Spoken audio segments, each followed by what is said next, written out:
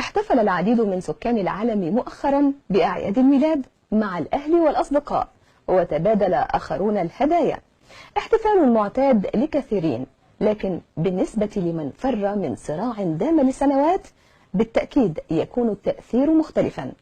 سعيد زروال قابل عددا من العائلات العربية الموجودة في السويد الذين تحدثوا إليه عن السعادة التي حملتها تلك الاحتفالات لهم، وخاصة الأطفال.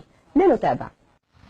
تحاول الجالية العربية والإسلامية في السويد التخفيف من همومها المرتبطة بالأزمات والمشاكل التي يشهدها العالم العربي بمحاولة الانسجام مع تقاليد المجتمع السويدي رغم التباين الكبير بين الثقافتين المشرقية والغربية.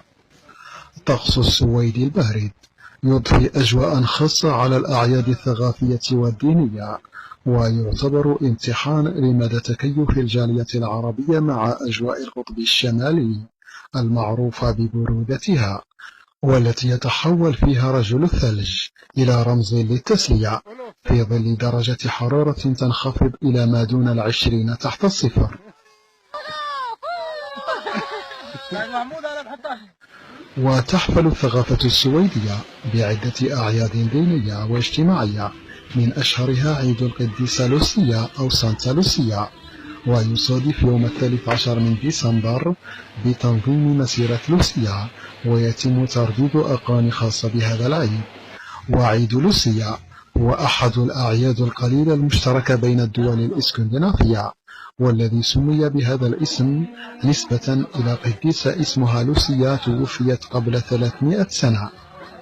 ولا تقل أعياد الكريسماس أهمية عن سانتا لوسيا، حيث تعد فرصة سنوية للقاء بابا نويل الذي يوزع هداياه على الأطفال، كما يتهافت الكبار لالتقاط صور تذكارية مع بابا نويل، خاصة وأن كثيرين يلتقونه لأول مرة.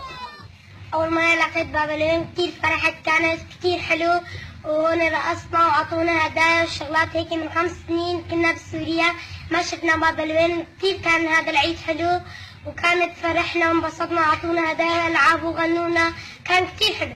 ظهور شخصية بابا نويل أدخلت في قلوب الأطفال المزيد من الفرحة والبهجة والسرور، وأنستهم هموم الحرب بالمقارنة مع اختفاء هذه الشخصية في العديد من الدول العربية بسبب الأزمات.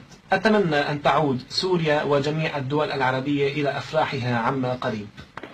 عيد رأس السنة الميلادية هو احتفال تقليدي يحتفل فيه ببداية العام الجديد، وبينما يحتفل بعيد الميلاد مع العائلة، من المعتاد أن يحتفل برأس السنة وسط احتفال كبير مع الأصدقاء.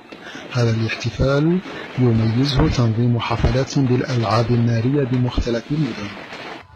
قبل الأحداث الأعياد كانت حلوة، وبعد الأحداث بعض الأعياد. لما جيت على السويد صرنا نحتفل بعيد كريسماس وبراس السنة، لأن أجمل أعياد وأحلى أعياد بالسويد هون. أعيادهم حلوة وهن يحتفلون معنا ونحن نحتفل معاهم. نحن الجالية الكردية في السويد نحتفل مع السويديين بأعيادهم، هم يحتفلون. ولما كنا في سوريا المسيحيين والأكراد يحتفلون مع بعض بأعيادهم، وكتير انبسطنا معهم في العيد، وإن شاء الله هن ينبسطون معنا في عيدنا كمان. وقد تبدو بعض التقاليد والعادات السويدية مختلفة مقارنة بالعادات والتقاليد العربية، لأن الكثير من عادات المجتمع السويدي نشأت من أصول دينية. أعياد الكريسماس، بابا نويل وسانتا لوسيا مصطلحات دخلت إلى قاموس الجالية العربية والإسلامية في السويد في مشوار اندماجها في المجتمع السويدي. سعيد زروال من مدينة نورشوبينغ السويدية لبرنامج أنا الشاهد.